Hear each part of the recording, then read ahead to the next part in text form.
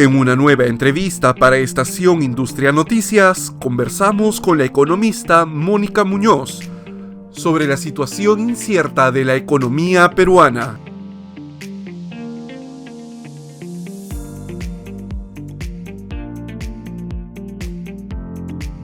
Primero tenemos que entender que en Perú, justamente como fuimos uno de los países a nivel de economía más golpeados por la pandemia, cerraron muchísimas empresas, no solamente en el rubro textil, de hecho en el rubro de servicios y en el rubro de alimentación, y en el rubro de comercio, en general, son los rubros donde más han cerrado empresas, más incluso que en el sector manufactura donde está textil.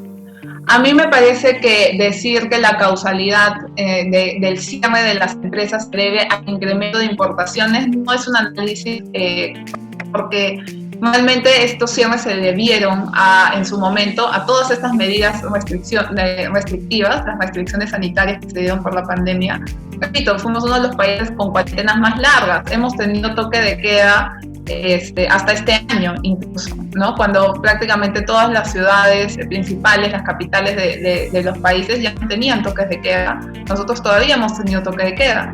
Entonces, realmente las restricciones imposibilitaban o limitaban el desarrollo normal de las actividades económicas. Eso incluye obviamente de las fábricas textiles, de las empresas que comercializan textiles y de todo tipo de empresas. Entonces, esa ha sido la causalidad más grande. Si a eso le sumamos que vamos a cumplir un año en Perú, que la inflación está por fuera del rango meta del Banco Central, tenemos tasas de inflación bastante altas, que es un fenómeno que todo el mundo se está dando, la población suele sustituir en esos contextos de alta inflación su consumo y le da prioridad a consumo en otros rubros, como el rubro de alimentación, el rubro salud, el rubro educación. Esos son los rubros que suelen tener la prioridad.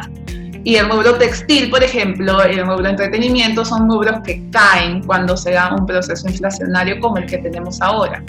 Entonces, es normal que por esas situaciones algunas empresas vayan a cerrar, ¿no? La capacidad adquisitiva de las personas, de los clientes, para que puedan justamente empezar a de nuevo demandar esos bienes textiles.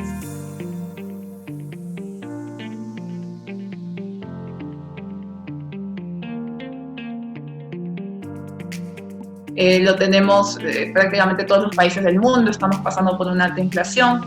De hecho, la inflación peruana no es de las más altas ni de América Latina, ¿no? En Colombia la inflación es más alta, pero de todas formas tenemos una alta inflación que está afectando la capacidad productiva de los productores. Entonces, lo que tenemos que considerar es primero que la tendencia al alza de las materias primas a nivel internacional no ha parado.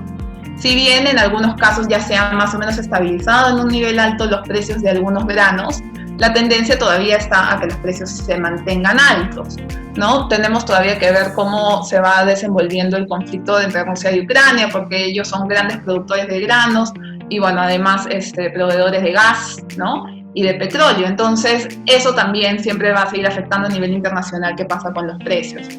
Pero la tendencia sigue al alza por lo menos unos meses más. Entonces, todavía unos meses más, los productores van a tener que seguir enfrentando costos altos, ¿no? El gobierno, muchas de las cosas que puede hacer no puede contener cuando la ola viene desde afuera. La solución de poner el IGB es una solución temporal, o debería ser temporal, porque justamente ese es el riesgo cuando uno establece este tipo de medidas de exoneraciones tributarias. En Perú, lamentablemente, la mayoría de exoneraciones tributarias, una vez que se pone, el Congreso las sigue ampliando y se vuelven permanentes, ¿no? Entonces, en este momento tenemos exoneración de IGB de 5 productos básicos: están los huevos, está la carne de pollo, está los fideos, está la harina, el pan y el azúcar. Entonces, sí tenemos en este momento una exoneración del IGB que es temporal, debería terminar en julio, a fines de julio debería terminar, veamos, ojalá que sea así. Pero lo que la mayoría de expertos coincide es que es una medida que no es la más efectiva para poder reducir los precios. Probablemente sí alivien algo los costos a los productores, pero a los consumidores no les está aliviando el alza de precio en el precio final que pagan. De hecho, ya tuvimos el primer reporte de inflación con la medida vigente y sí ha habido una ligera bajada en el precio al consumidor final de los bienes que están exonerados de IGB, pero ha sido 4%, 3%, cuando el IGB que se exoneró fue 18%. ¿No? Entonces ahí, como siempre, uno tiene que balancear en la economía quién está ganando y quién está perdiendo. El Estado deja de recaudar muchísimos recursos por esta exoneración de IGB que se ha dado, y eso a la larga nos afecta a todos.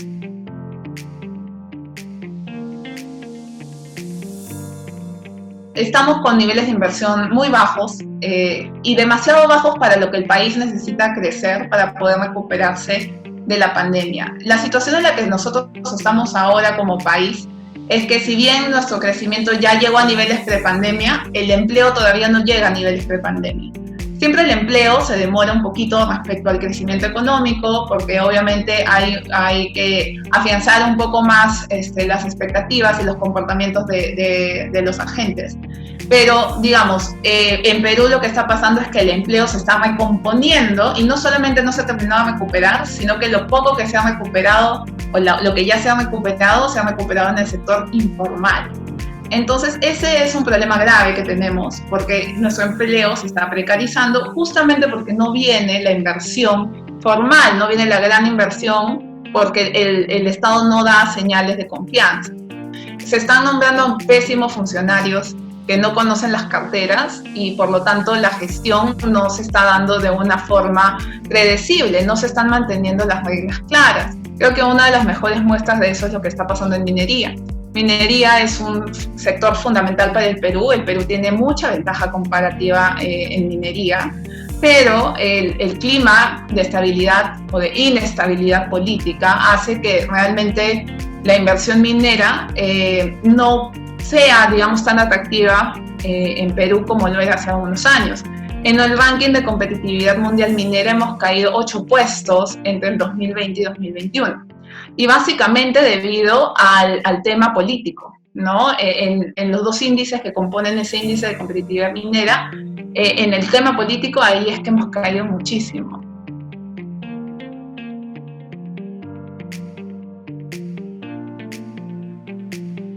Algo que es positivo que dejó la gestión del ministro anterior de Economía, y el ministro actual también lo está haciendo, es ver cómo se promueven a nivel privado, cómo se promueven los sectores donde Perú tiene más competitividad, ¿no? Entonces, por ejemplo, acuicultura y forestal son dos sectores donde el sector privado tiene mucho para crecer. El Perú tiene mucho potencial en esos dos sectores, tenemos amplia superficie de bosques, suelos adecuados, entonces sí se puede, digamos, aumentar la producción forestal. Igual en el caso de la acuicultura tenemos una línea de costa muy amplia que tiene diferentes ventajas de riqueza, de recursos, y eso también puede permitir que se pueda desarrollar una actividad como la acuicultura. Esas dos actividades son intensivas en trabajo y son actividades además que pueden generar altos retornos y crecimiento y desarrollo en las zonas donde se desarrollen. Entonces ahí eso es algo muy positivo que el MEF esté poniendo el ojo.